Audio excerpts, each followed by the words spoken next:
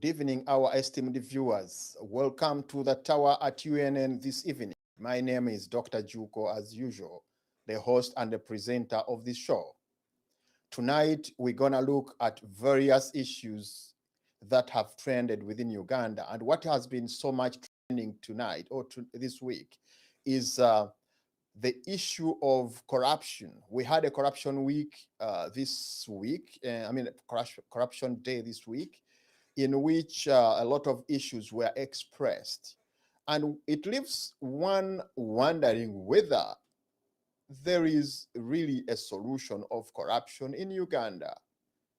According to one report, corruption in Uganda has eroded trust, weakened democracy, and hampered economic development. Corruption in Uganda is widespread and is seen as one of the greatest obstacles of the country's economic development. This is also seen in the provision of quality public services. Corruption-related challenges in the country stem from the weak separation between the public and private spheres, leading to extensive bad practices and patronage, as well as widespread political corruption.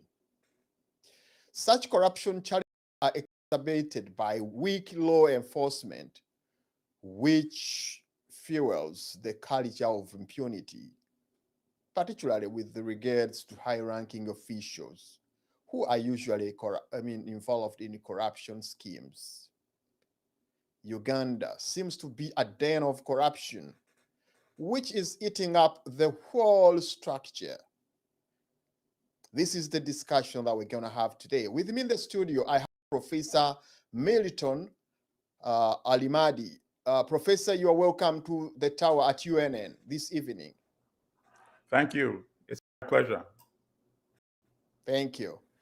With me in the studio as well, I have Lawrence. Lawrence, you are welcome to the tower.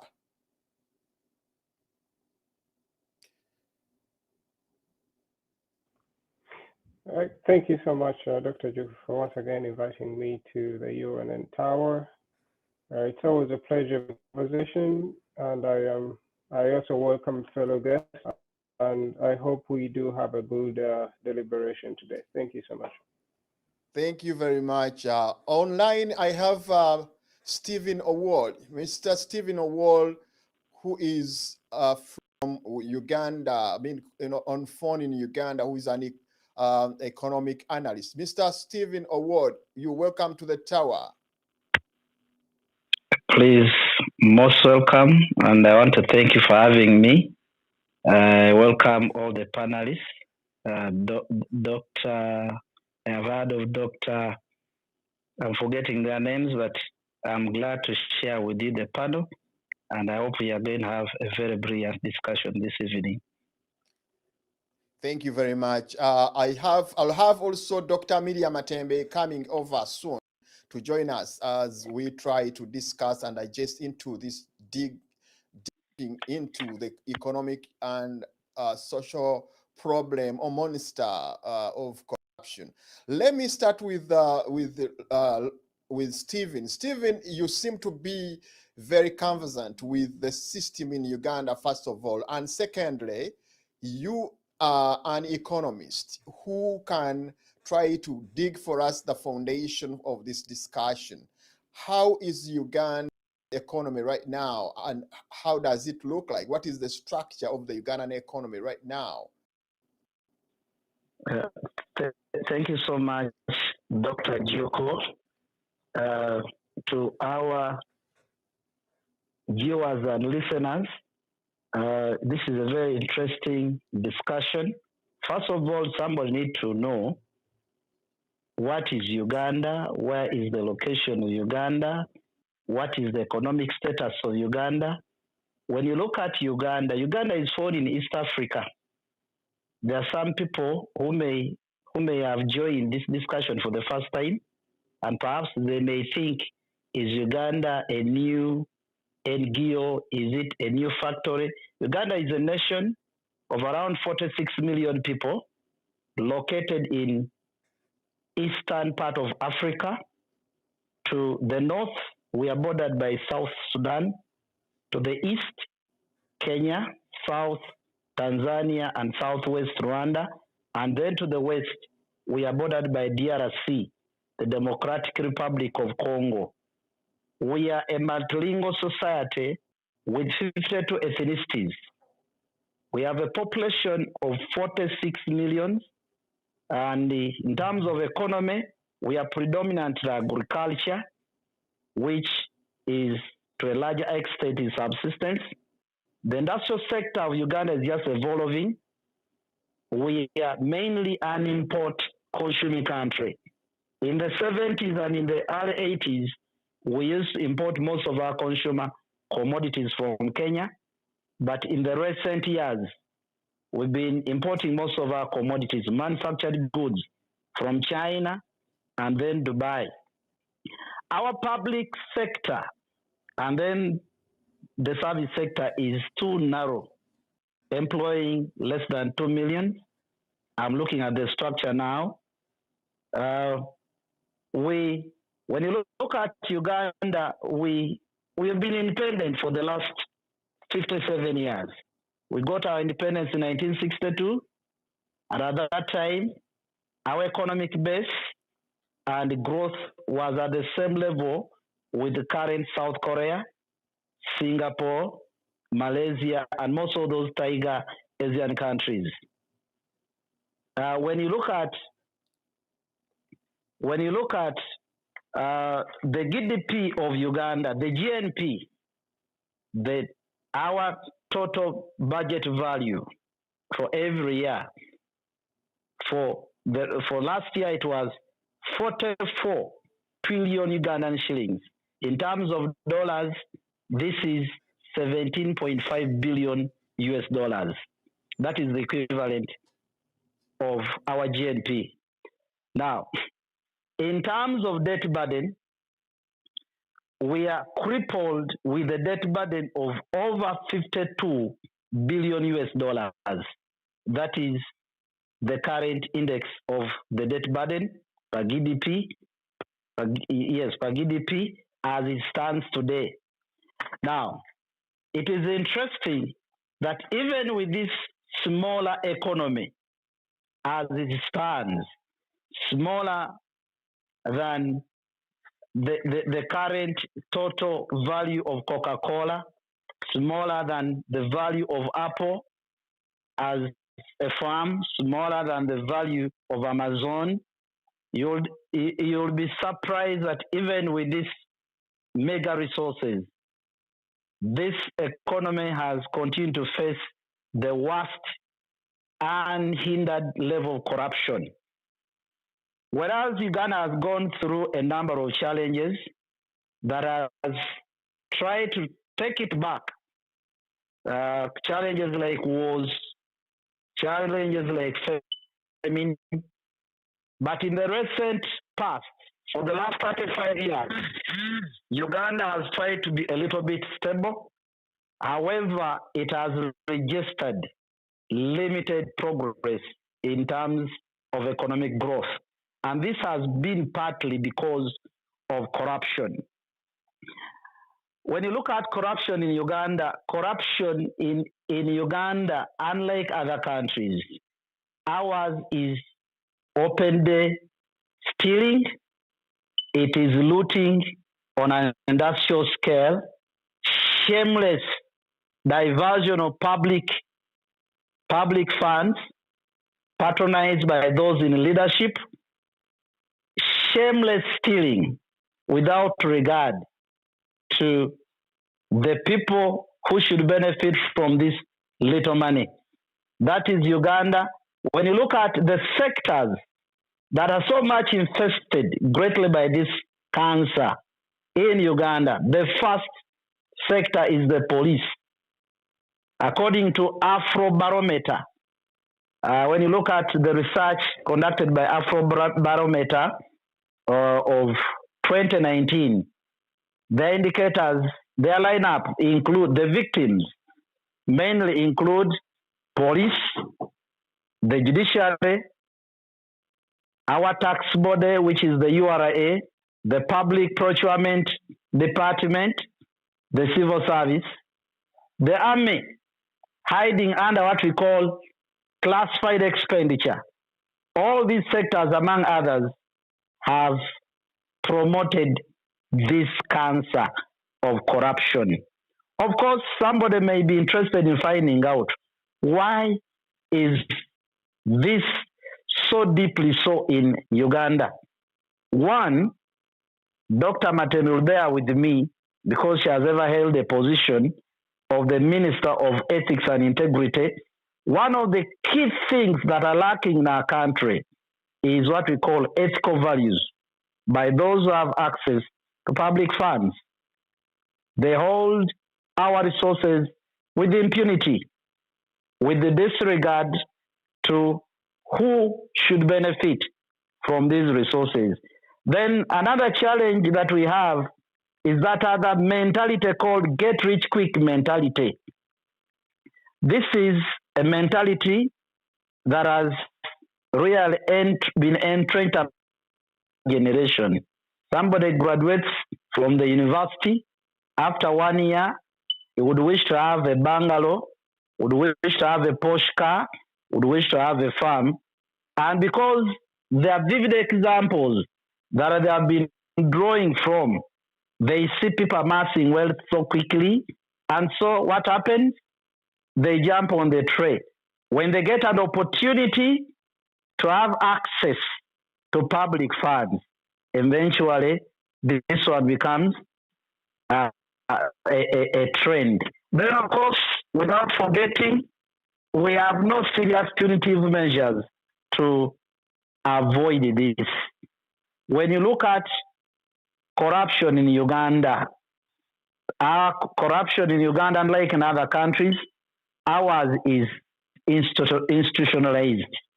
It is institution-led, regime-supported.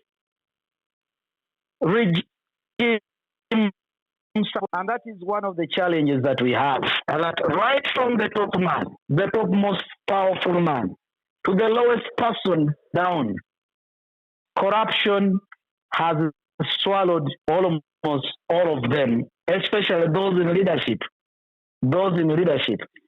There are so many cases where the big fish, in quotes, that have been put open and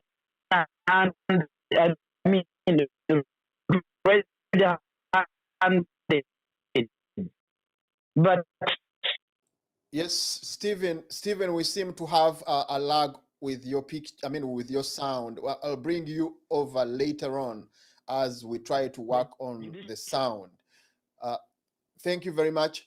I'll ask my producer to bring a video that is going to introduce the discussion to Professor and Lawrence.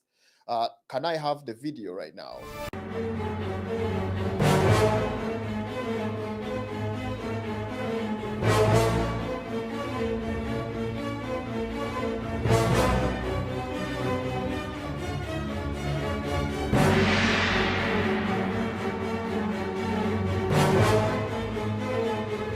What is corruption? To us, it's simple. Corruption is the abuse of entrusted power for private gain. Whether it's paying a bribe to access public services like healthcare and education, or whether it's money laundering schemes involving billions in dirty money, what's important is how corruption affects you, and the cost of corruption can be enormous. Corruption can cost you your livelihood, your rights, your health, your freedom, and sometimes even your life. It erodes democratic freedoms, rule of law, and trust in government. Corruption also reduces your chances for a healthy environment and sustainable future. When money meant to tackle the climate crisis is stolen, that's your future being taken from you. When money meant to improve your local schools, hospitals, and roads is snatched away, opportunities for a better life are lost with it. When money meant to improve your government and the rule of law is stolen, so too is your chance for a more just and secure future.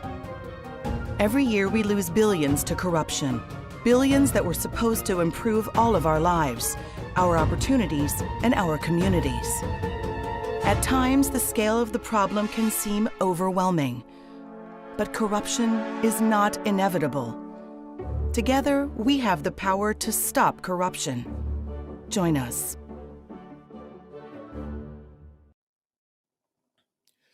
Thank you very much for that video.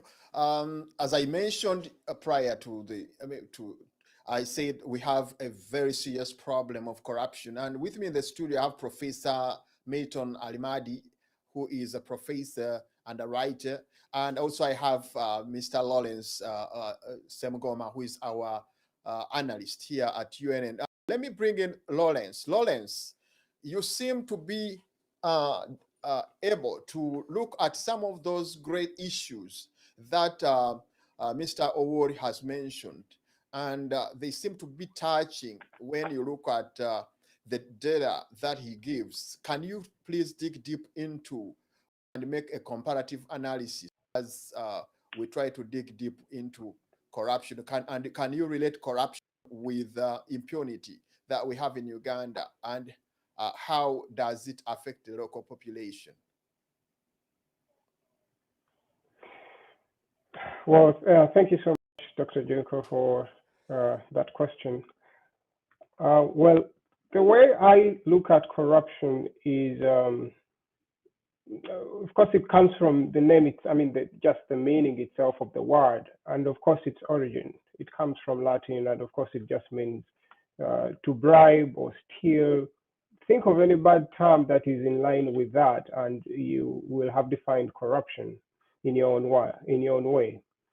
So it is unfortunately with us, and has been with us timelessly throughout human history, and it seems like it is one of those burdens that the whole world actually suffers. I would tell you that even the least corrupt nations on earth don't have zero corruption. There is some form of corruption, and to a certain extent evident in the public domain or in the private domain. Well, just like Mr. Warrior has just stated, it is enshrined in our basic aspects of humans, just focusing on the value of integrity, which, by the way, is a very vital quality for any entity to have, more so humans. If you just look at yourself as a being, if your heart was not to have the integrity to do what it's supposed to do in your body, you would cease to exist. If it instead preferred to pump maybe water instead of blood, you would cease to exist. So in the same way, human beings, if we cease to just have that fundamental kind of sense of doing what is right, we erode certain other values and, especially trust in the public, which obviously always puts us in a very, very precarious position.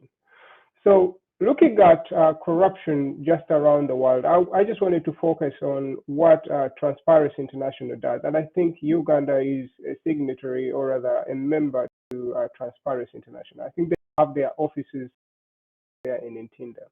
So there is at least over 180 countries that are members of this group. And for them, they're trying to measure corruption perception in the public around the world.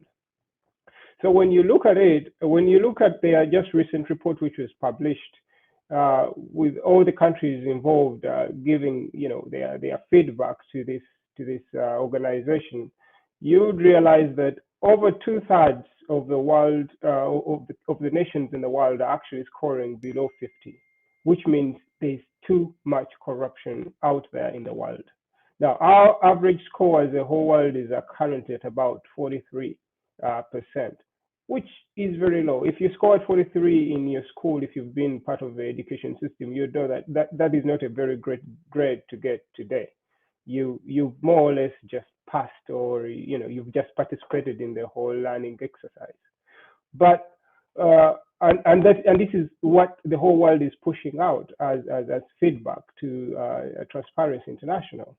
So looking at the top performers and the bottom performers, you have nations like Denmark, New Zealand, Finland, Singapore, which was also in the same bracket with us, just about independence in terms of economic development. Those are the leading nations that are the top, and of course the list goes on there to show. And I think the least corrupt nation in Africa, I think, happened to be I think it was the Sicily Islands. Those are the ones that are least corrupt of the nations that are closer to Africa. And of course, in the region, Rwanda is doing the best, and the rest of us are down in the lower, percentile. Now, please put in mind that this index is just measuring how the public perceives corruption, globally, and how people perceive something is based on exactly what they experience and what they see every day, happening around them. It is what they go through as they get about their daily lives. If you're going to school to try to get a position in an institution, what is the process followed? Are there certain rules you could bet to get in? If you're trying to access certain projects that are maybe in a church organization, are there ways you could bend that process such that it goes your way? And when it comes to the public domain, which is more so government, then it is even the worst there. And just like my brother Warrior just stated, of course, the entities that you expect to be the protectors of integrity and peace are actually the ones that perform the worst, more so the judiciary and the police. It has been over and over again that always those two are actually the ones that are perceived to be most corrupt. And it's easy because it's where people expect to get some resolve for any conflict they might have faced, or corruption kind of events that they've endured, and they're trying to get some justice, but they don't, and that is really worrisome. Now, focusing on just where Uganda is in terms of the corruption index, I think our current score is right now 27%. 27%. If you've been in the school grading system, that is even below the F9, which is starting probably at 39%. So we are doing so badly. But again, I would want to actually acknowledge Uganda. If this is how people are perceiving it, then I think Ugandans are actually very aware. If this is the feedback we're giving back, that means when we see something, we say something. In some nations, it is harder to collect some of this data. But if this is how we're giving the feedback back and what we're enduring and giving back, that's actually good. We're participating in painting a good picture as to where things are. So we are doing so badly as a nation when it comes to the corruption perception index. But looking around the world, and of course sub-Saharan Africa, which is the location where Uganda is, we're scoring the list. We are the people who are below. We are the F9 team, because our average sub-Saharan Africa, which is Uganda, going down there to Kenya, Tanzania, and all the nations down, we're at about 32%. Then when it comes to Middle East and North Africa, they're doing a little better. They're at 39. Eastern Europe and Asia is also doing very badly. There's a lot of corruption, and that is worrisome, because the loans that we're taking are actually from Asian countries, and these are not also so clean, against corruption. So God only knows how that is going to play out eventually in terms of these partnerships we're trying to build with these nations. Because if you're two nations or entities that are trying to come together to do business, like for instance, we're trying to attract a lot of foreign domestic investment, and you are choosing a partner who doesn't have a very high, as high a moral compass or is actually in the same bucket as you.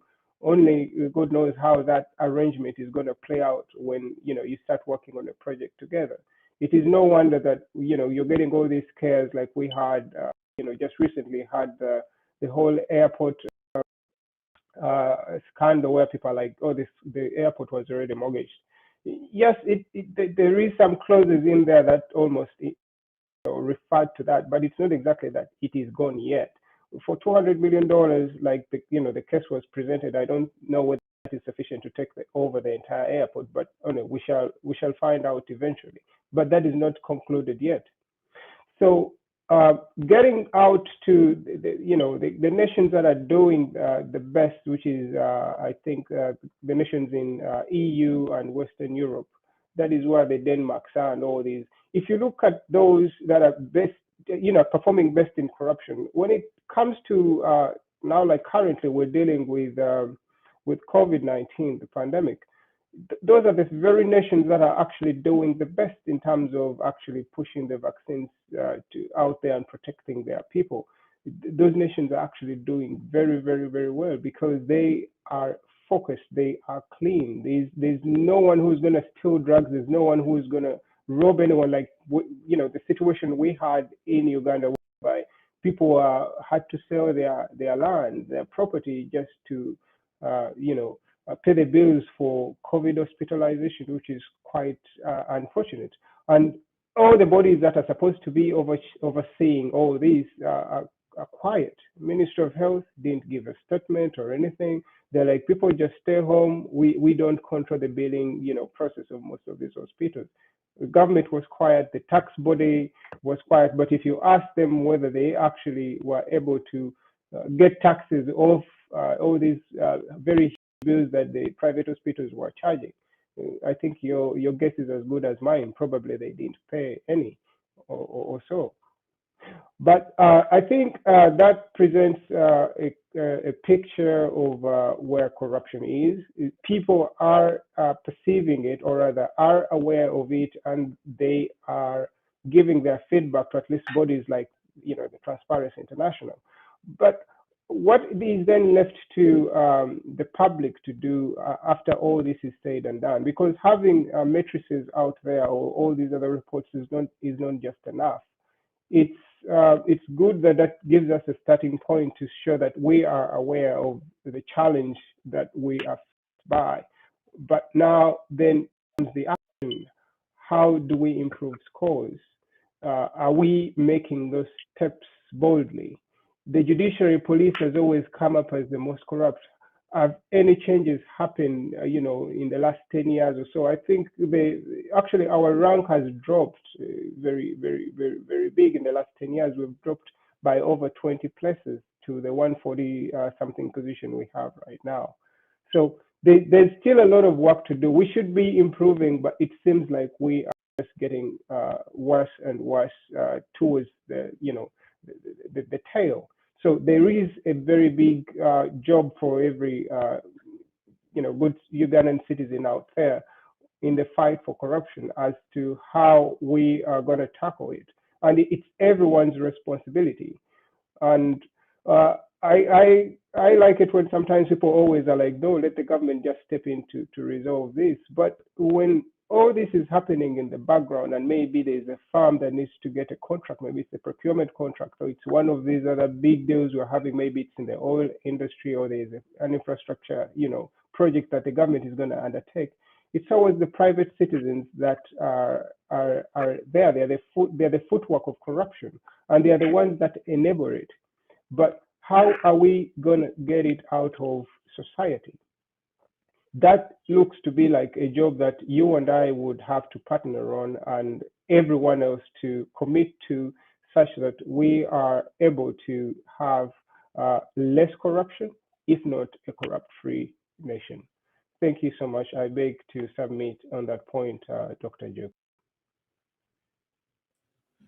Thank you very much, Lawrence, for that highlight. And it has been a really very awesome kind of discussion.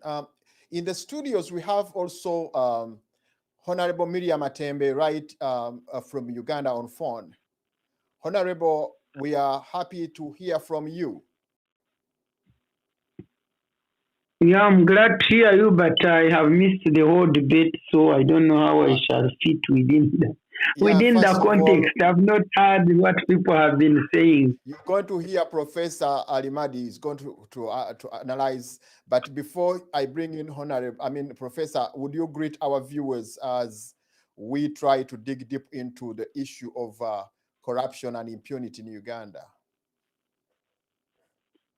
Okay, I want to thank you for inviting me onto this forum, and I want to regret the fact that we could not connect properly. I don't know what's wrong because I always connect with these other people internationally, but I don't know what's wrong with this one. Next time we shall prepare and see how to sort it out. But I'm glad to be here, and I want to thank you that wherever you are concerned about Uganda being your country and trying to discuss and maybe find solutions for what can happen to this country. I want to thank you for organizing this debate and for the interest you continue to have in this country. And I say good evening to all of you because I'm sure good morning. I don't know what time it is at your place, but mine here is 8:30 at night. So I don't know what yours is right now, but our colleagues in Australia are having a morning, and people from Malaysia, Indonesia, that side, and they are also listening to us and watching us. Thank you, Honorable. I'll come back to you. Let me have Professor Milton. Professor Milton, you've had Stephen trying to analyze, digging deep, giving a very good kind of background, and then Lawrence has also given a comparative analysis of Uganda vis-a-vis other countries that have corruption, and he says corruption is not only in Uganda, though we always refer to the possibly the rate, the magnitude of corruption. Would you also dig deep into corruption in relation to the general observation, and then you relate it to Uganda and relate it with impunity in Uganda? First of all, thank you for having me on your show. I am honored to share the podium with Honorable Miriam Matembe and my other colleagues, Awar and Lawrence. Generally speaking, of course, corruption is a global phenomenon affecting every country. The only issue is to what extent is it fought effectively? To what extent is it condoned by the governments of the respective countries? And that, of course, is what we can analyze and show the difference in each case. And then, as an overview, I would like to touch upon what Awar mentioned in terms of the overall impact of corruption. I think corruption is just one manifestation of us in African countries generally failing to deliver to our people. We have not used the state effectively to marshal our resources and to improve the lives of our citizens. And to give you a comparison, if you go back and look at World Bank data, I'm not a very big fan of the World Bank, first of all, because I believe if the World Bank was meant to develop African countries, why have they not succeeded since the institution was founded? But nevertheless, they keep good data. So let's look at some of the data. In 1960, the per capita income of China, the People's Republic of China, was 89 US dollars. Uganda was about 65, I believe. Ghana was almost $200. Ghana's was more than double that of China. Now, let's look at where these three countries are today. China has become a global power, an industrialized country. China's per capita income ranges anywhere from $11,000 to $15,000. Ghana is about 3,000. Uganda, as you know, is less than $800. China not only marshaled its resources to develop its economy, but it also fights corruption aggressively. The penalties are very severe in China, as we know, and it even involves death sentences. Now, let's be honest when we are dealing with Uganda. Because when you talk about corruption, it implies that there's normalcy, and then some people act in a dishonest way, in a criminal way. And that is how you can define a corrupt environment. But what if corruption is actually the normal environment in a country? Then how do you even define corruption? Let's be serious. When a civil servant is corrupt, when a police official demands for money for functions they're supposed to do ordinarily, when a judge demands the same thing, when a soldier does the same thing, when a normal person on the street asks for official compensation, when it's so routine and normal, then how do you even define corruption in that context? The fish stinks from the top in Uganda, and we know that too. And if we are serious about combating corruption, we have to address that. Otherwise, we will be engaging in public relations. Just like when you have government officials in Uganda come out, say, oh, we're going to fight corruption. They even organized a march against corruption. And some of the most corrupt characters were participating, in that march, and we know that for facts because some cases have been adjudicated and information has come out to show the corruption. It is very difficult for an official who's corrupt in Uganda to be subjected to a trial and to be convicted. Why is this?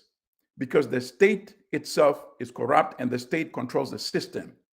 So let me give you one example where the trial did not occur in Uganda and where the evidence resulted in some convictions and it implicated the very top people in Uganda, including the individual who refers to himself as the president of Uganda, and that's General Yoweri Museveni. A trial occurred here in federal court in New York of an individual named Patrick Ho. He is a Hong Kong businessman, a Chinese individual. And in that trial, it was alleged that the individual wanted to procure business advantages for a big Chinese company.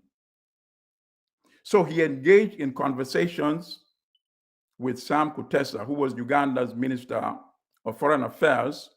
And when they started the conversation, he had become the president of the General Assembly of the United Nations in 2014. And I believe I know why the United States started monitoring the conversation between Kutesa and Patrick Ho, because I believe we played a role in that in terms of our reporting. Before Minister Kutesa was sworn in as the president of the General Assembly, we covered several stories. And one of them was that Sam Kutesa had been unlawfully billing the United Nations, sending them invoices from his company, Entebbe Handling Services. And the bills range from up to 4 million some years, up to 5 million some years. And why do I say it was unlawful? Because when his company bid for the contract with the United Nations to provide services, cargo services, at the airport in Entebbe and other airports in the region, he did not disclose to the United Nations that he, the foreign minister, was also the CEO and owner of this company. So he got that contract illegally. Otherwise, the UN would not have given him that contract. So he billed over a 5, 6, 7-year period a total of about $30 million. And how did we discover this? By doing some research on the website of the United Nations. And we noticed this invoice coming from Kutesa's company. We found one small invoice. I think it was about maybe $200,000 for 1 year. And then, you know, when you're in journalism, you have to be creative sometime. So we copied the URL. I think that year was for maybe 2010 or something, 2011. So we copied the URL, and then the last digits at the end of the URL would give you the year. So we said, let's change the year and see what comes up. So we took the same link, but we kept changing the last 4 digits to get a different year. And lo and behold, it yielded invoices of millions of dollars being paid to Kutesa. So we went to the United Nations. We said, do you know this company is owned by Uganda's foreign minister? Can you imagine the US Secretary of State having a company and getting a contract with the United Nations? Of course not. He would end up in jail. So what did the United Nations do? They panicked. They went and they deleted all those invoices from their website. So now you have the United Nations covering up for Kutesa's corruption. And of course, we don't believe that Kutesa keeping all this money for himself, you know?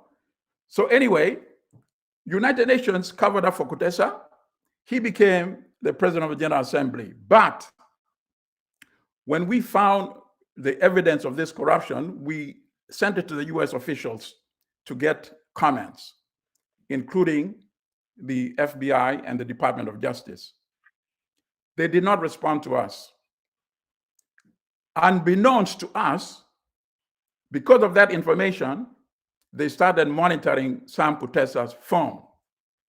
So that is how they heard his conversation with Patrick Ho, the Chinese individual from Hong Kong, and they also heard his conversation with his boss, General Museveni. And they started compiling information for a criminal case. So then, this is what they alleged the deal was. For Uganda to give to the Chinese company concessions in the oil industry at Entebbe, on Lake Victoria, the island, to build a casino there, to build a railway in Uganda, and some real estate deals. And they were supposed to form a joint company, which would be jointly owned by the Chinese company, Sam Kutesa, and General Museveni. And as a down payment to get this deal going, Kutesa asked the Chinese individual, Patrick Ho, for $1 million.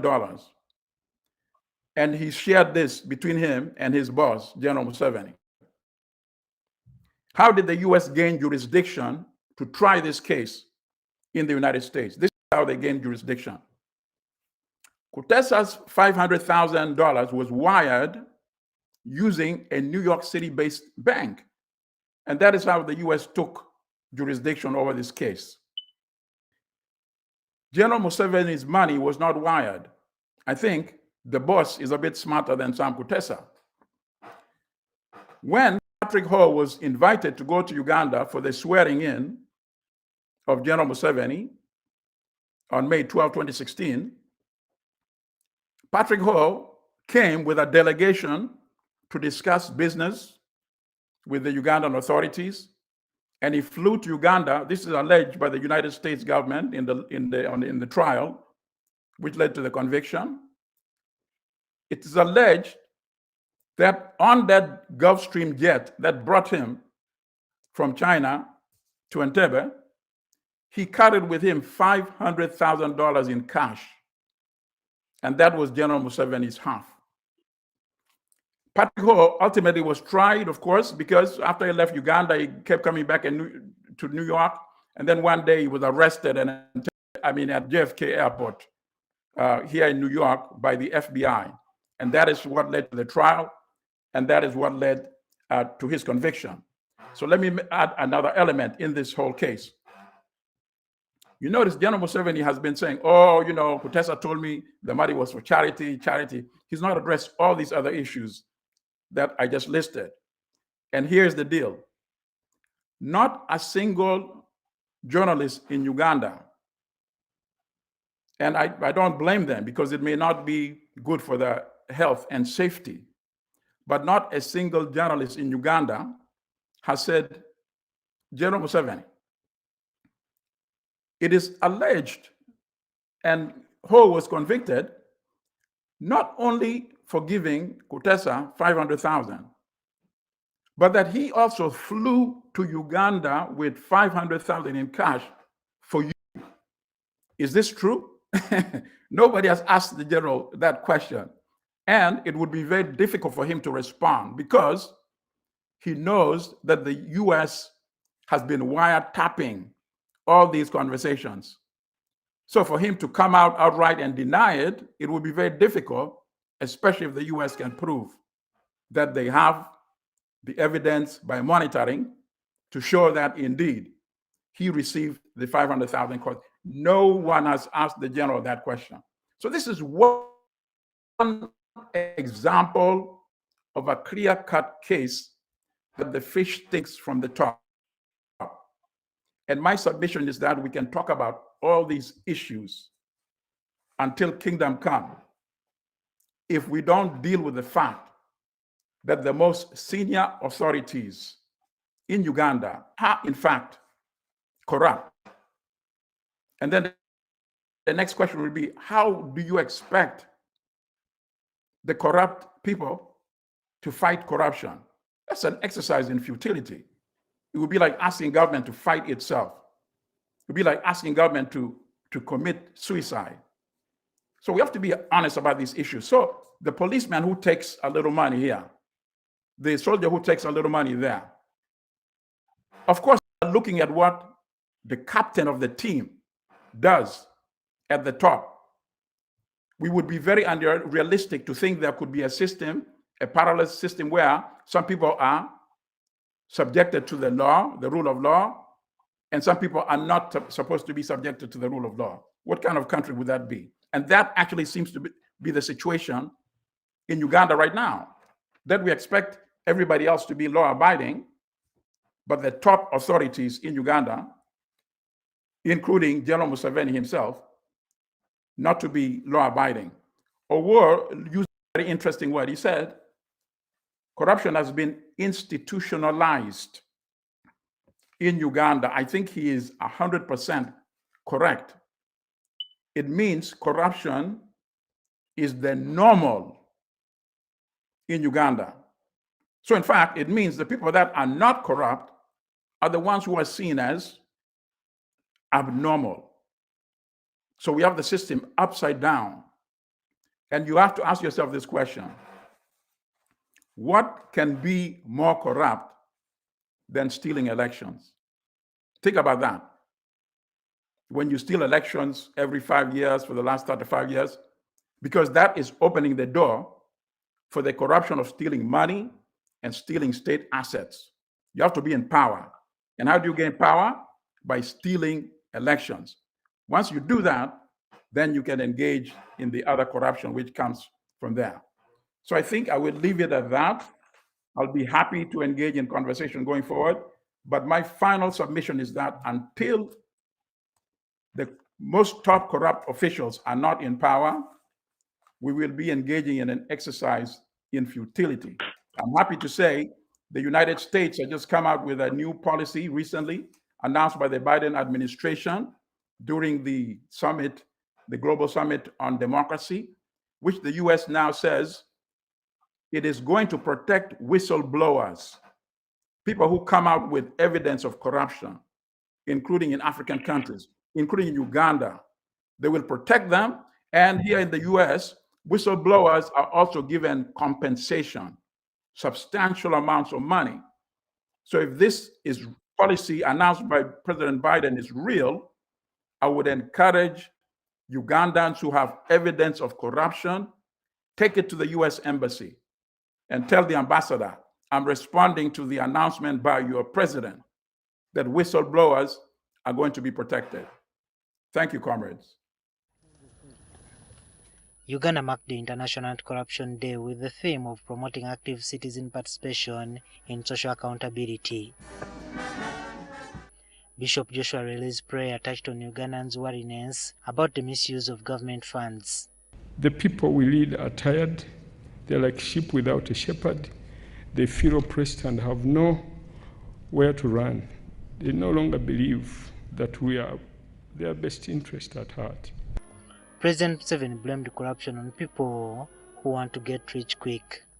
The ideology of how you can create wealth, personal wealth, group wealth, national wealth, without stealing. The Inspector General of Government, Betty Kami, has advocated for a lifestyle audit to catch corrupt officials, but the President says the Inspectorate should do performance audits on government projects. The money which is stolen and nobody follows is mainly government money. But this government money, we know where it is coming from. And we know how much each year. So much money is spent on the roads. First, are the roads there? And if the roads are there, are they the right quality and at the right price? He asked agencies that are fighting corruption to work with the ordinary person.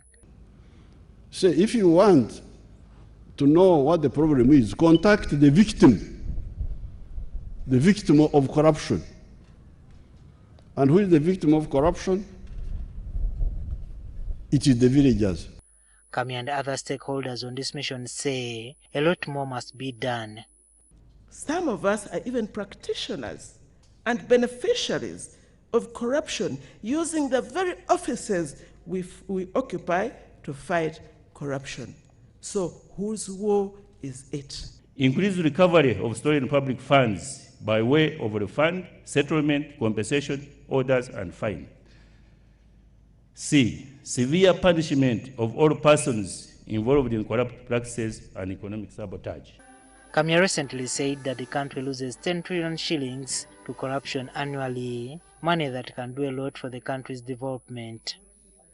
Juma Kiria, NTV.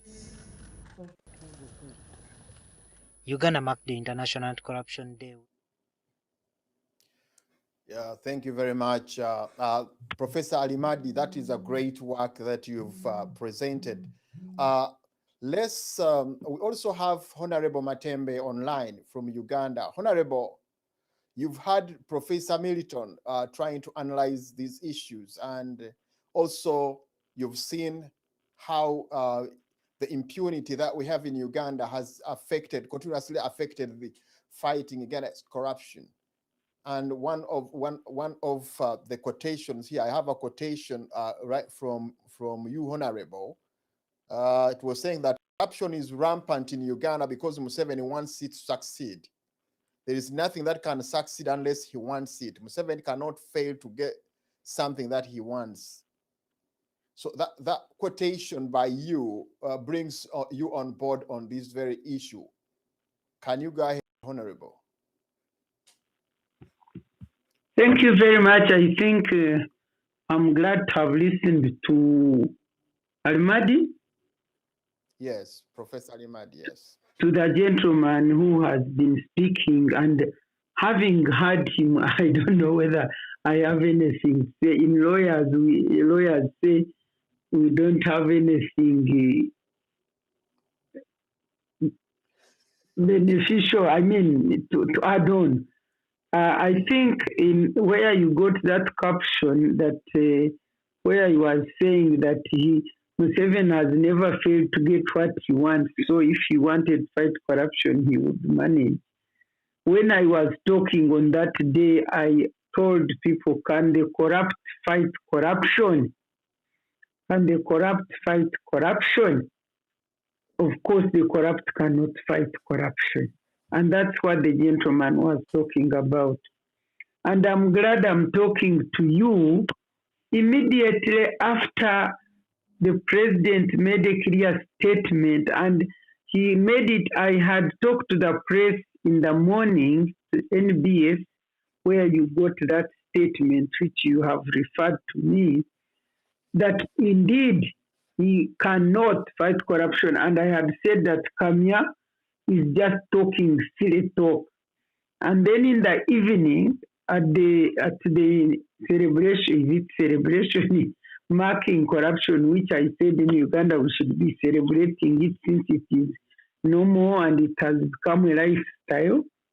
He said to Kamya, the supposedly IGG, whom I can assure you is not a person qualified to be IGG, and he said, go slow, be careful in dealing with the big fish who are corrupt. Be slow, be careful, because these people steal the money and invest it here. I see skyscrapers, I see hotels here, I see, so go slow about them, don't touch them, be careful. That is now the new slogan. Go slow, be careful in dealing with the corrupt, the huge ones. And after saying that, he went ahead and launched, I tell you, and launched the so-called lifestyle audit. After saying, please, this one, no, then he goes ahead and launches it. Turning Ugandan, I don't know how we are just fools. I don't understand.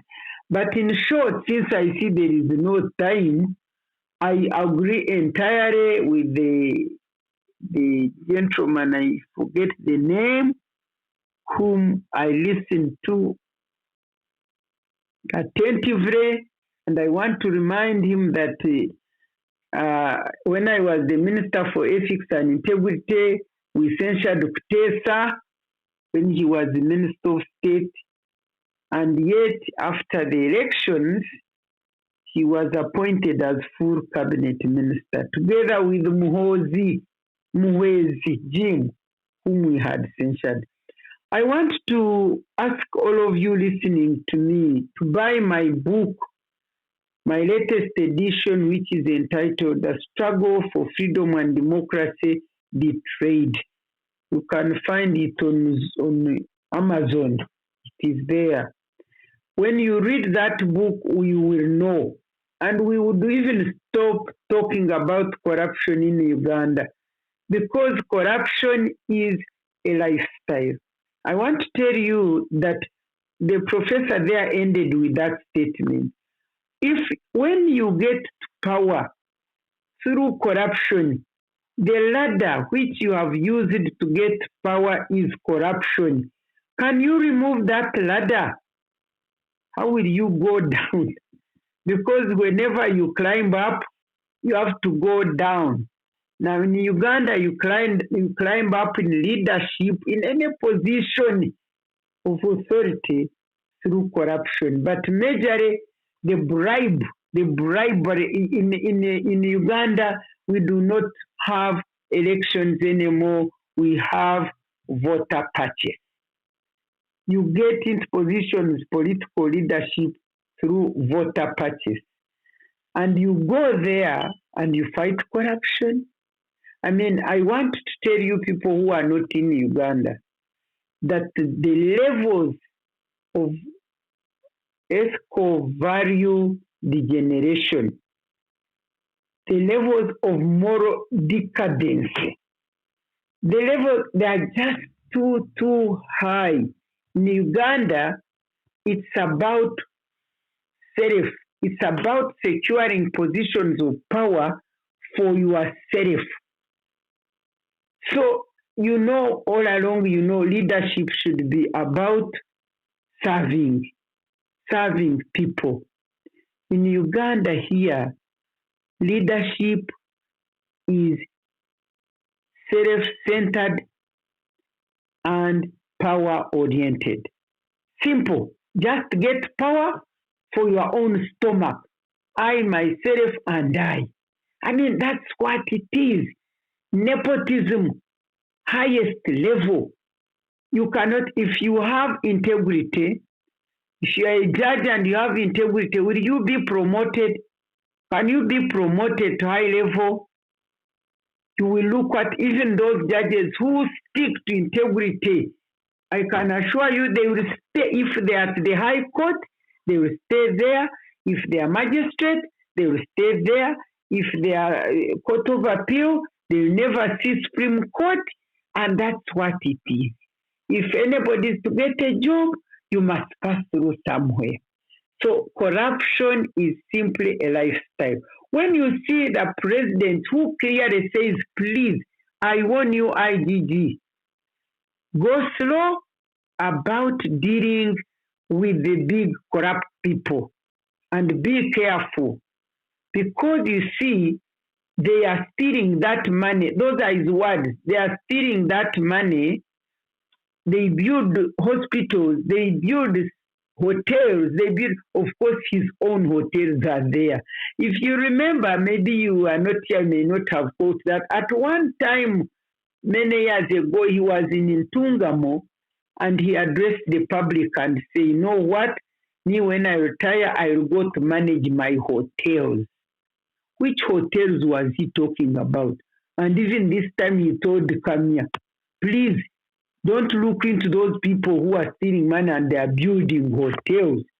In case they take this money outside Uganda. Now I want to ask you, what do the high-class hotels benefit Ugandans? Even if they build, you steal the money, supposed to buy medicine, supposed to pay doctors and nurses, and you build your own private expensive hospital where the ordinary Ugandans cannot go. Now, what is that? And yet he's hailing it anyway. For me, I have talked and talked and talked. Of course, I don't talk only. I also act, deal with people who are unjustly treated, who suffer if I can manage to do it. But I want to conclude in support with the one I am talking about. I'm sorry, I forget names quickly, but I want to agree with you that unless there is change of government, and I'm one person who says it loud and clear every day, unless there is a change of government, we cannot, whatever strategies you put in place. Remember, I was at one time the Minister for Ethics and Integrity. Please pick my book and read it, because I document all the challenges, everything that I saw. You catch thieves, he reappoints them in positions of power. It is all about nepotism. It is all about state capture. The state has been thoroughly captured. It is about a clique of the family. The family, you can imagine now, Sarim Sari is such a huge person. When the parliamentarians see him, they kneel down. You can imagine you appoint a prime minister and a vice president, and Sarim Sari calls him to his house. You tell me which institution is there in Uganda which is working? And then you start talking about fighting corruption. Just forget about your country until God comes down and redeems us. Whatever you talk, whether you tell Americans have their own interests. Recently, when they were after him about, very harsh with him, then he accepted to accommodate the Afghanistan. Now, things are okay. Which country has gone to invade another country? You can imagine Uganda with all this. I mean, where did they get permission to go and invade Congo? And moreover, the members of parliament are saying, no, you don't need to ask. You don't need to tell the parliament. Remember, parliament is the voice of the people. but parliamentarians are saying, yeah, you go, invade, go everywhere. It is for our security. In Uganda, it's about self. Until all those countries you are quoting, Singapore, everywhere. I remember when you read this book of Lee Kuan Yew, first world, third world to the first world, what was driving him in leadership and in authority was the existence that Singapore had to exist and prevail. He had to build it and make it exist. He was driven by that, nothing else, until we get leaders who are driven into positions of power by the love and commitment for their country and their people. Forget the whole thing about fighting corruption. And in fact, in Africa, not Uganda alone, but in Africa, until we get leaders who are human-centered and service-oriented. How many times has Museveni told you, for me, I'm not here to serve you. For me, it's about myself and my family. The words have been translated into action, and that's your Uganda. Cry, Thank you, Honorable. my Thank you very country, much, the book I used to read about Thank South you. Africa. I'll But get you from cry, there, my Honorable. beloved country. I'm sorry if I'm being pessimistic, but I don't know. Whatever you are doing, do it in a way that this government must go. And I'm not saying that once it goes, immediately corruption ends. No. I have lived in this country. I saw when Obote's government went and Museveni's government came in. I know the changes that happened. I know when we were still pursuing our 10-point program before the leadership wavered off the road. I know we made tremendous changes. So if you change and get a new government which is driven by service to the people, not self-centered and greed for themselves, we can always start afresh and see where we go. For me, I think I place Uganda and Africa, by the way, in particular, generally, into the hands of God. I believe in God. Many people don't believe in God. But what I know, there is the book of Ecclesiastes which says that whatever has been has ever been, and whatever will be, will be. And things come and things go, and they change and go. So things can always change. God can always turn things around. And in fact, where we have reached, we really need God's grace and intervention to change things around. Otherwise, if the young doctors cannot get their money, they are suffering, and the response is just to sack them. Internal medics, just sack them. That is the response. Is this working for Uganda? So I'm sorry to tell you this kind of thing, but I'm not alone. Me, I live here and I know what is happening. I don't depend on books or reading books only, but I see what is going on. It is very sad. ESCO values nowhere. Very few people think about humanity. It's just about my stomach, myself, and my clan.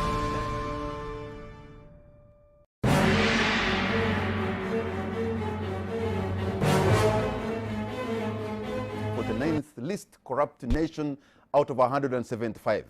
Another report by Human Rights Watch in 2018 titled Letting the Big Fish Swim castigated President Museveni's government of failing to prosecute high-level corruption in Uganda.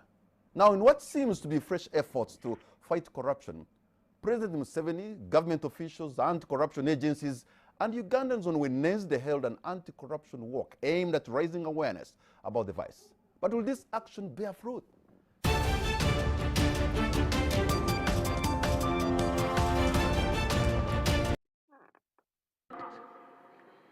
The corrupt is my wife. The corrupt is somebody's husband. The corrupt is somebody's sister. The corrupt is somebody's brother. The corrupt is somebody's father. The corrupt is somebody's mother. The corrupt are our grandparents. The corrupt are the society that we live in. Mr. President, we are all corrupt.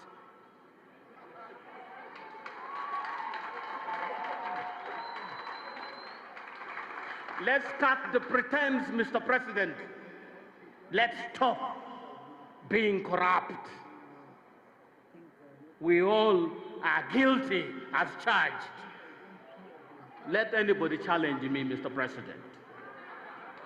Unless we take this from our own front lines and extend the frontier to cover other areas, it's a waste of time. It's a public show for nothing.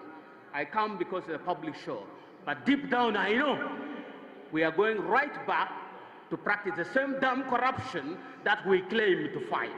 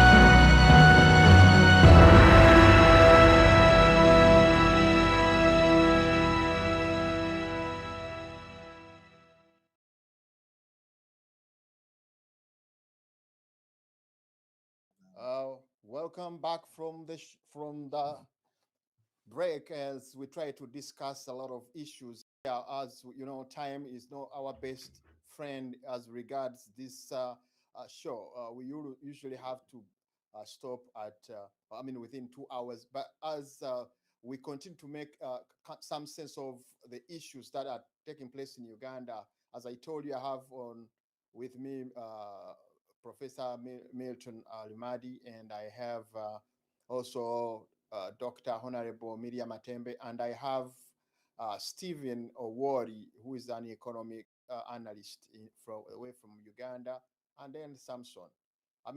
Lawrence, who is also a forensic analyst. We are trying to wrap up as we go down into the last session or segment of this show. Professor, I wonder whether I have, is Stephen online? Stephen, can you hear us? I can hear you. Stephen. I am online. I wonder whether I can have Stephen online. Yes, I can hear him. Yes, Stephen. Stephen, I think you've also heard how this all these have been trying to analyze these issues. Can you please go ahead and wrap up your analysis as we try to wind up? Have you given me chance?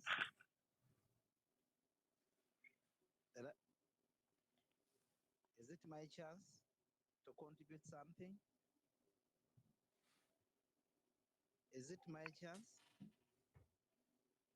I can't hear you. Go Is ahead. it me on stage?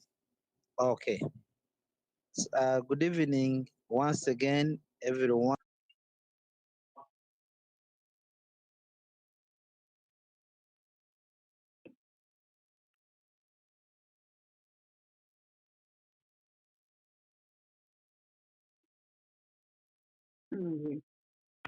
Where has it gone now? My biggest interest is that in Uganda, Stephen, go ahead, Stephen. yes, in Uganda,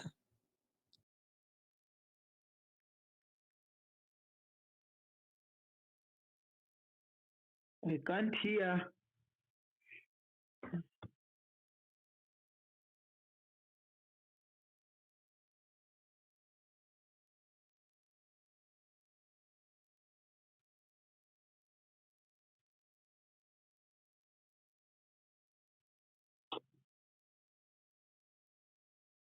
We have lost Stephen, and let me bring over Professor Milton. Professor Milton, it seems like there is need to analyze, to relate the impunity that you have talked about with the fight for fight against corruption. Because when you look at the will of the president seems to be totally down, and yet you look at what happened between the president and the IGG, the so-called IGG, the way he was trying, to bring it over that. Really trying to show the impunity that we have in Uganda cannot be removed. So in this regard, I want you to look at that quotation. The face of corruption is that lifestyle which is not commensurate with the people's legitimate source of income. That expensive car, that mansion, those family holidays abroad, expensive schools abroad where you take children which do not commensurate with your source of income is a face of corruption. That is what IGG said. Would you, Professor, look at the impunity vis-a-vis corruption fight? Well, I think Dr. Matembe said it perfectly. You can't corrupt system can't fight corruption. I think everything we are seeing is just public relations. That quote that you just displayed and we read sums it up, but it also affects every member of the government. It affects their boss, General Museveni himself. So obviously, as I said earlier, it would be like committing suicide.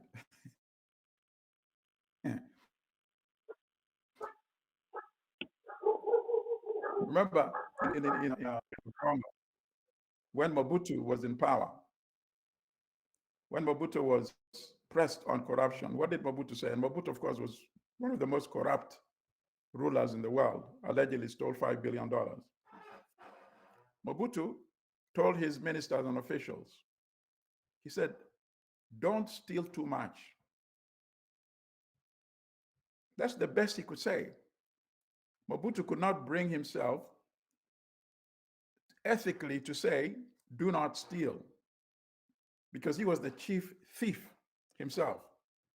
So how can the chief thief tell people not to steal when he himself was still stealing? So his compromise was, do not steal too much. Those were the famous words of Mobutu. So in Uganda, we have something similar.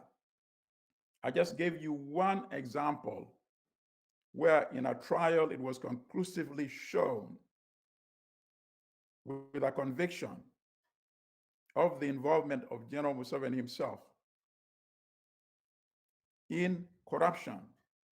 So that statement that you read applies to him as well. How is he going to fight that statement? When it says income that is not consistent, the lifestyle that is not consistent with your income, your legitimate income, that he's also subjected to that. So how can he honestly say Yes, this is a good statement. Pursue it all the way to the end. Because if you're pursuing it all the way to the end, then you have to pursue it all the way to State House as well. So if you compare that statement, his response to it, and to what Mobutu said, now you see the similarity between the two. Mobutu could not say fight corruption 100% because it will affect him too, the late dictator Mobutu. So similarly, in Uganda, General Museveni cannot say fight corruption all the way to the end. Because if you are to do so honestly, it would affect him, would affect his immediate inner circle, it would affect his family, it would affect General Saleh, all those other big fish who are the most corrupt elements in Uganda. The big fish will not allow the smaller fish to be more corrupt than the big fish. So I agree 100% with Dr. Mateba. Unless we have a change in government, it is an exercise in futility. It is an exercise in public relations. And as I said earlier, there's no worse corruption than stealing elections. Because after you steal elections, then you start stealing money, you start stealing state assets. So that's my response to the issue of impunity. Thank you very much, Professor. Again, Professor, before we engage in Stephen, I wonder whether Stephen is online. Before we engage in Stephen, Professor, again, when you look at some of these, Stephen, do we have you, Stephen, online? Yes, yes, I can hear you. Thank you very much. The issue of corruption, as mentioned by, you have had Honorable Matembe, you have had Professor, and you had Lawrence. It seems like yes, it becomes very impossible in Uganda to be solved because it is from the top. Yes. What is your take about this? No, I think, thank you so much, Dr. Juko, and all the panelists. It is very unfortunate that along the way, I lost connection and I do not know what other members have contributed. But it is very true that corruption in Uganda is very systematic, institutionalized, patronized by those in leadership. And because of that, it is absolutely very hard to kick out corruption. When you look at the report, the recent report by the IGG, the leakages that are happening every year, 10 trillion Ugandan shillings, equivalent to 3.5 billion US dollars.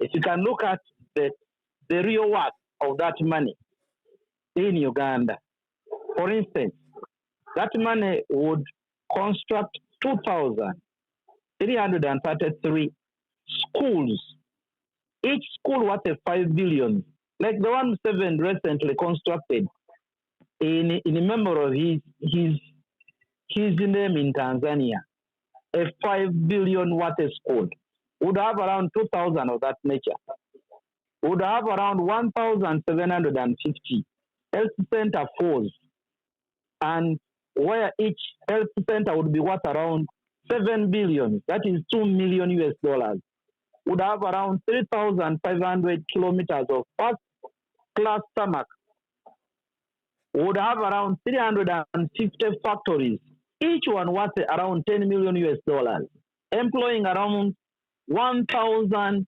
workers.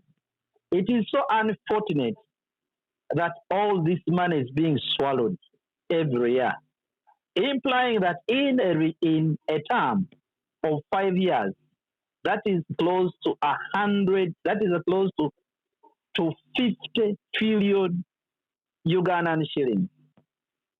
A lot of money, a lot of money. Now, in Uganda, As long as the regime prevails, it is very hard, very hard. Efforts have been made. We have there would be strong institutions are there. We have the anti-corruption court, where they only array these small fish.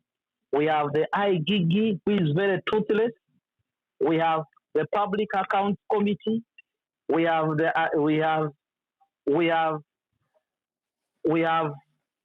Auditor General.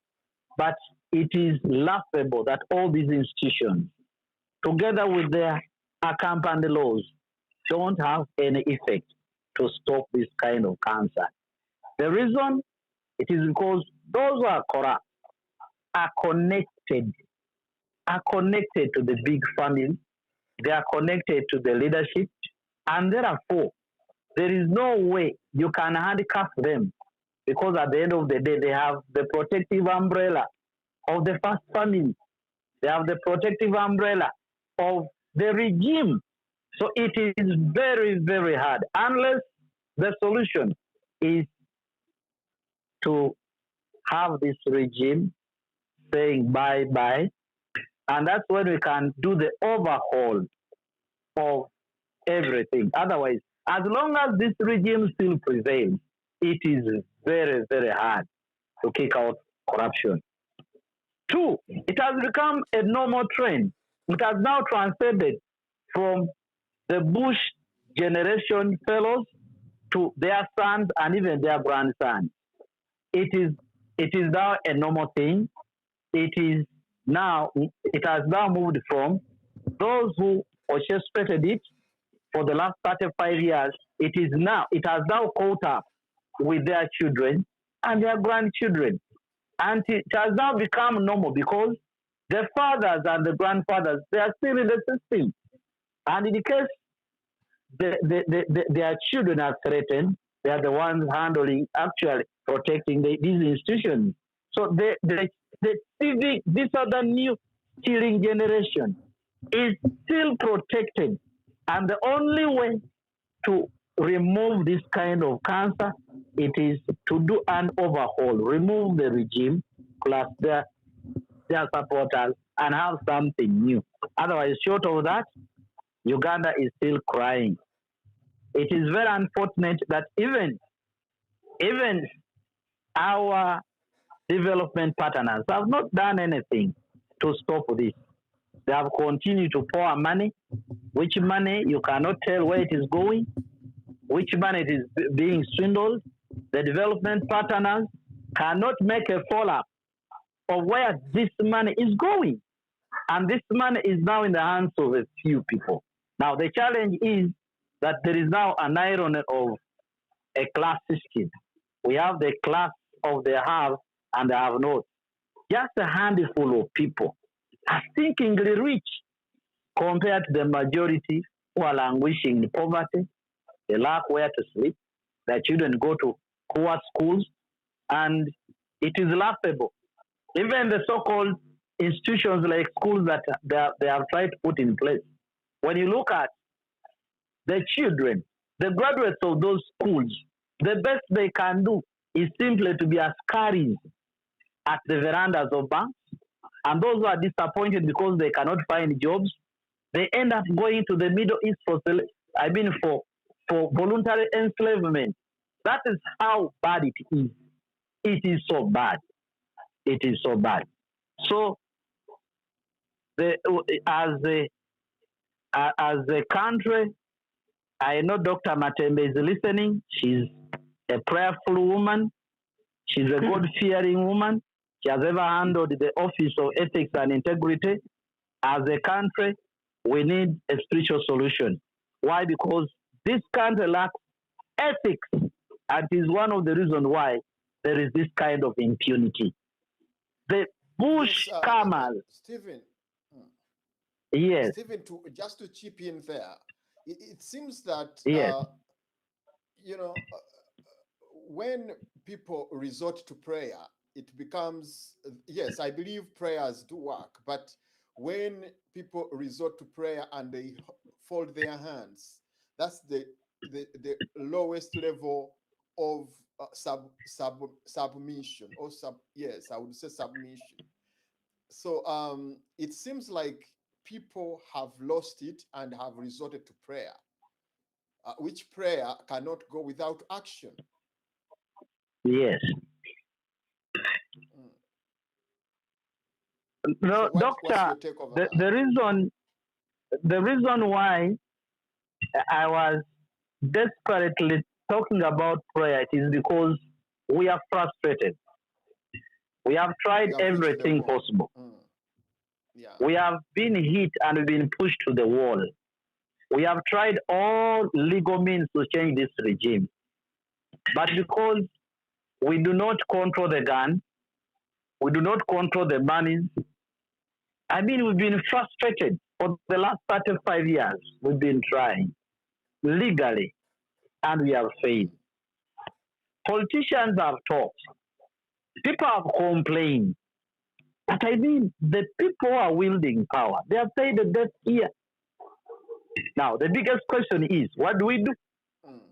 What do we do when your hands are tied, your legs are tied, and you know that there is impunity going on, but you have no alternative? What do you do?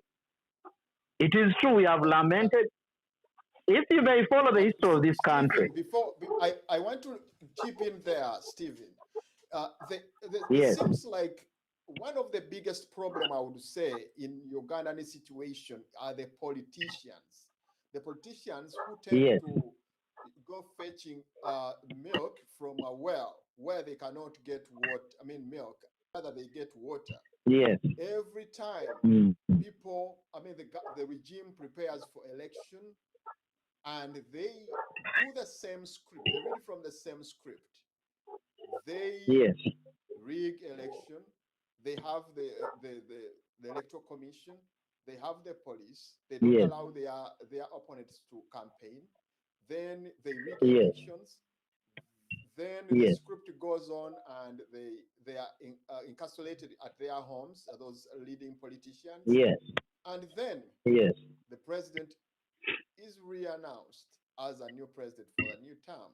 But they continue going there. If they knew that they could not get what they want, if they cannot be put in power, then why should they go back to the election? Now, I mean, what difference would it make if they boycotted, for instance? Would it stop these tyrants from continuing with their agenda? Would it stop them? It wouldn't. Whatever is happening is just a mockery. The elections that are put in place, they're a mockery and a sham. Whatever political arrangement in the so-called democratic kind of arrangement put in place, it is just a mockery. You must have observed that recently we had this new wave of people power.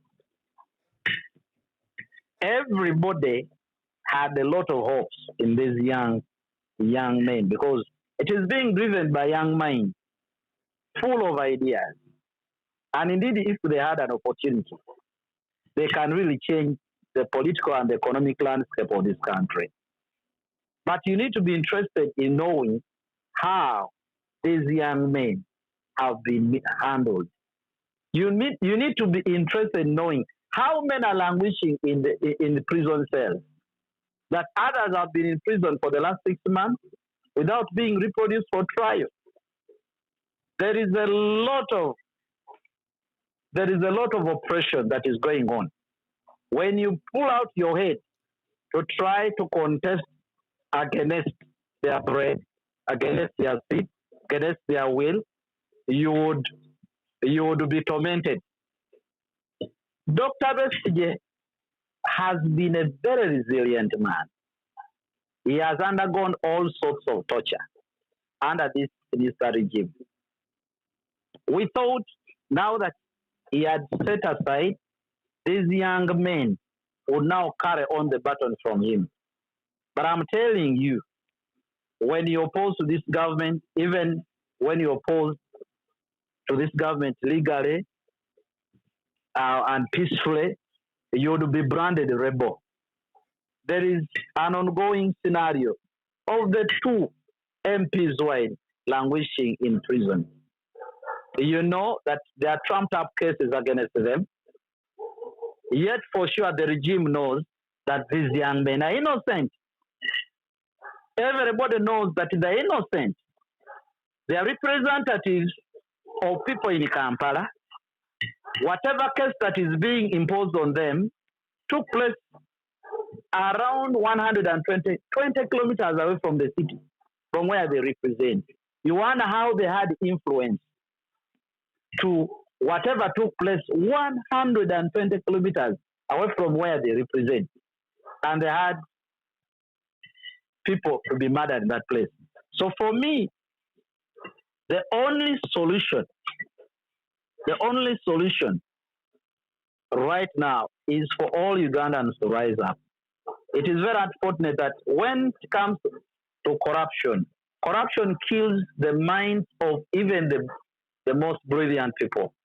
Now, the less educated and the peasant population that we have, it makes even the situation worse. Remember, when you look at our election, it is under what we call universal suffrage.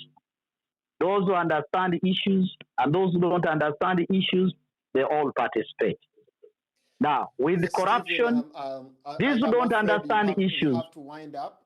Stephen, you need to wind up. I'm caught up with the time. I think the discussion will have yes. to go Now, on in conclusion, yes. In conclusion, apart from prayers, the descending political groups must work hard to educate the masses, to show them what they must do, to show them how much they are losing by sustaining such unethical regimes. If the masses are enlightened, I believe somebody in Karamoja will appreciate to have a regime change.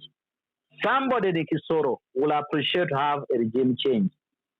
Somebody in Kabong, somebody at the corner of Moyo, and then somebody down in Mutukula, they will all appreciate to have a regime change. It is very unfortunate that with the corruption, people are simply bought with, small items. People are given small pieces of bars of soap in exchange for their votes and in termination of their destinies. And that is it. And that's how this regime has kept on manipulating people for the last close to 40 years. So it is very important that such discussions of this nature are organized. It is very unfortunate that this type of discussion is only free outside the boundaries of Uganda. It is very unfortunate that we cannot have such free discussions.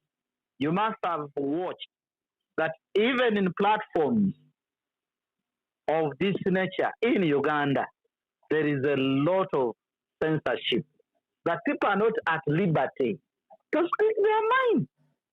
We have very wise minds in Uganda, but you speak your mind at a risk. So there is a lot of fear that the regime has instilled in people. So that kind of fear is a very big problem that we must get rid of it. So as I conclude, I want to pray. Our viewers, as you conclude, yes. Yes. As I conclude, I want to congratulate all the panelists who have participated into this very serious discussion. And I know some of them are not Ugandan, but they are very much concerned about what is happening in Uganda. Please, we continue to ask for your great ideas on how we can change the face of our country. Just imagine 3.5 billion lost every year. US dollars, that's a lot of money. In 5 years, that is close to 17.5 billion US dollars. That money can make a robust change in this country. May the Lord God bless you. Hear from you next time. I remain Stephen Ward from Kampala, Uganda. In his recent economic monitoring activities in the Bunyoro sub-region, a lot of wrongdoings like corruption, mismanagement of public funds, and abuse of office while implementing government programs were exposed. To this effect, 50 civil servants are under investigations. This impunity must stop immediately, and all those in the above described habits need to stand forewarned that they will face the regrettable actions or consequences for their acts. Indeed, Parliament is discussing introducing laws that will make corruption and other offenses very costly. Such actions are in tandem with President Yoweri Museveni's gospel against corruption, as recently emphasized in the closure of the cabinet retreat in Kololo. I have reports about people who have been asking for bribes from companies and businesses. This must stop. Some of us will be very unpopular among the corrupt, but we shall be very, very popular among the many who need services of government. And I want to toe the line of our masses, of our voters, whom we promised to give service to them. It is a call which, upon taking oath in June 2021, I, Echweru Musa Francis, ministers were challenged to steer the crusade against, and upon assuming office, some newly sworn-in ministers affirmed commitment towards the fight against corruption. I don't want so much English when I come to the sub-county. I'm not coming to listen to English that, this is. I just want you to take me and show me the road. In 2019, 2020, we did this road.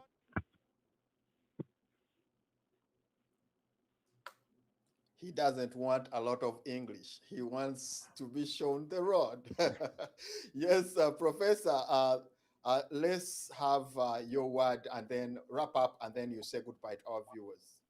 Oh, absolutely. I think this was a very productive conversation, and it seems that most of us concluded on the same page. We need to have a change of government. Stephen O'Wall posed a question. When all the legal measures do not work, what do we do? And at that point, I wanted to join and suggest an answer, but he provided the answer to his own question when he said the people need to rise up. I agree with him 100%. And I think the conditions in Uganda today is actually ripe for a revolution. At one point, I think people will come to the streets and that this regime will go.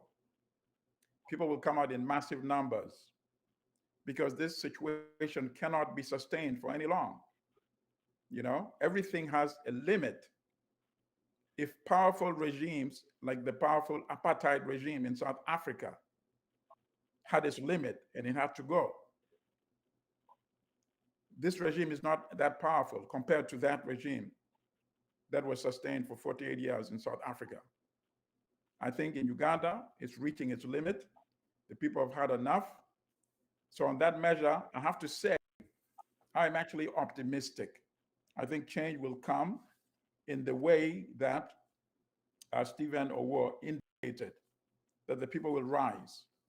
And people need to be informed that they have a right to live with dignity, to be treated like human beings by their government, instead of having the commander-in-chief, General Museveni, saying, I'm not here to serve the people. Imagine, head of government saying, I'm not here to serve the people. What is the purpose of government? The purpose of government is to serve the people. So he's declared that he's not interested in serving the people. As Dr. Matembe reminded us, he said, I'm here to serve myself and my family. You do not need government to do that. You need to be out of government. So the people must rise, get him out of government, let him continue to serve himself and his family. not by heading government in Uganda. So I'm happy again that I was a part of this conversation, and I'm very honored to be on this platform. If you want me anytime again, just let me know. Listeners and viewers, I'm honored to have been able to share my thoughts with you today. So thank you very much.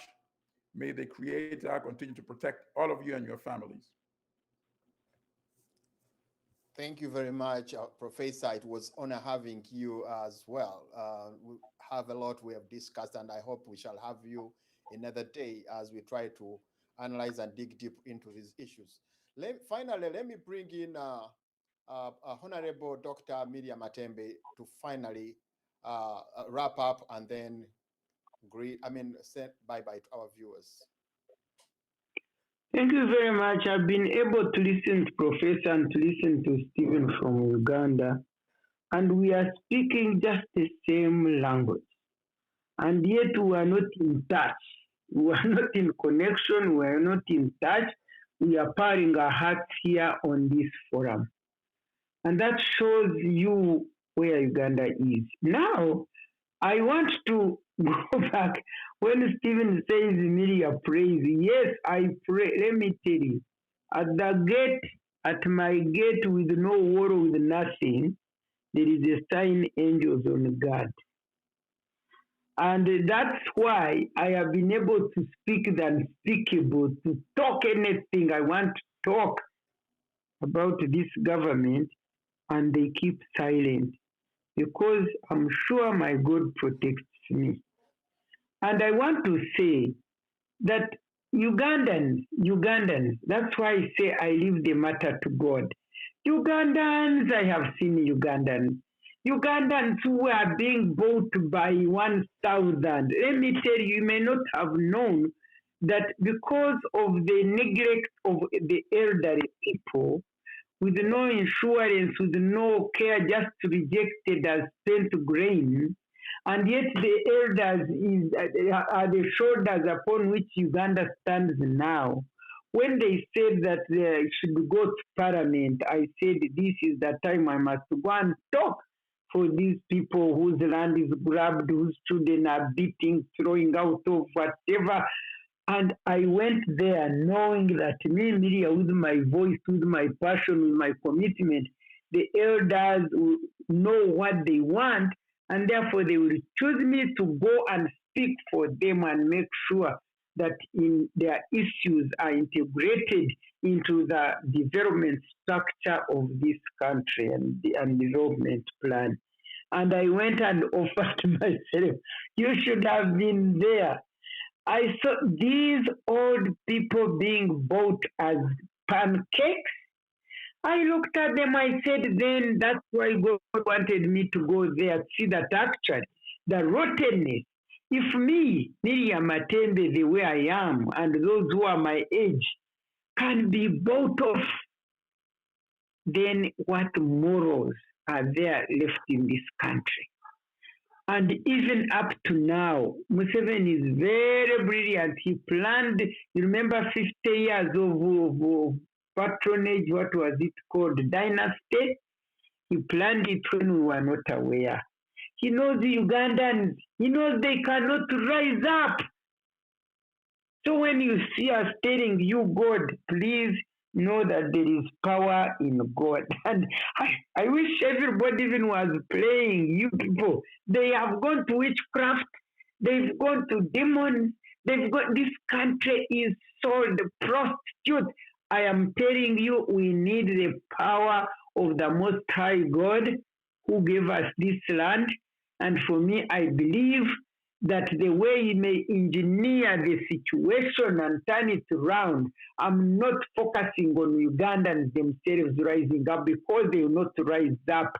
Let me tell you, Stephen was saying they should educate the masses. Do you educate masses when you are gagged? When you have no platform to talk? When you cannot say anything, they arrest you. So how do you reach the masses? Let me tell you, I happen to be the chairperson for Citizens Coalition for Electoral Democracy. This is a coalition of many Ugandans across this country.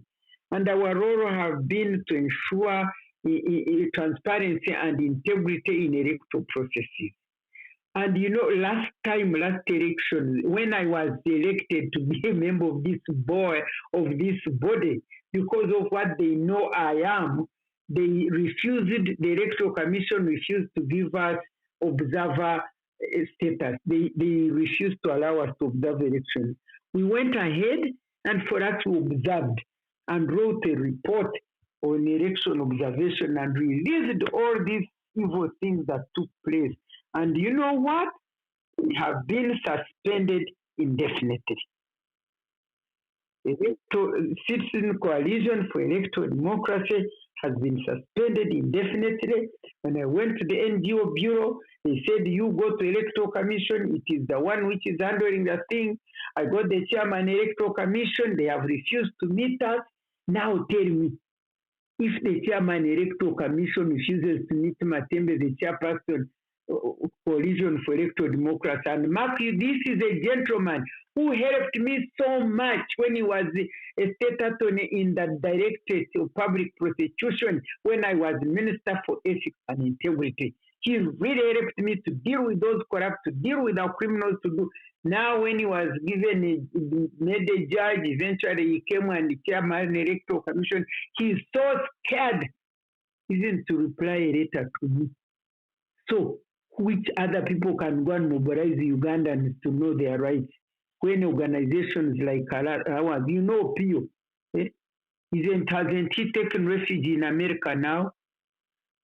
The Godba with his gliss. We are suspended indefinitely, so which NGO now is even strong enough to mobilize the Ugandans?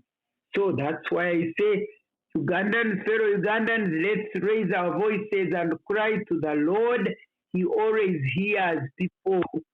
He will hear us and engineer a situation, and out of nothing, we shall see something happen. That is if we have faith, believe, pray, and each of us does the little they can do. I'm sure my talking makes some kind of difference somewhere, somehow. And even your action anywhere makes a difference. Continue to organize these Zoom, these debates, and we share our views so that you know out there what you are doing. You know what you can do with us in order to see what to do. Thank you very much for your kind attention. Thank you, Professor, for talking that good. And then, Stephen, I thank you. You should meet me. I have never met you. Let us meet and see how we can also do our thing here in Uganda. Thank you so much. Thank you, Honorable. Yes. Thank you. It has been a pleasure. And I believe we shall continue with this discussion as usual. It has been a pleasure. We have had a lot of interaction here and there. And I thank you very much, Honorable. I thank you very much, Professor Milton. And I thank Stephen and Lawrence. It has been a wonderful show.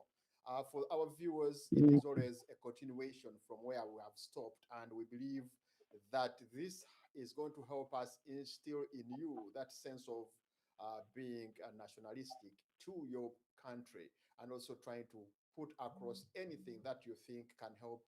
We in the diaspora are doing what it can to make sure that we secure our country from the vampires.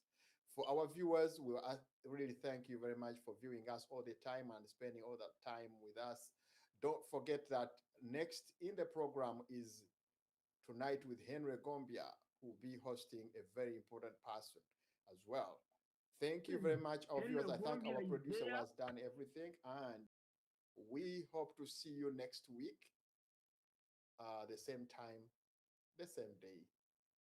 Good evening, good afternoon, good morning to the rest of the world. Have a wonderful day, have a wonderful week, and have a wonderful weekend. Bye-bye.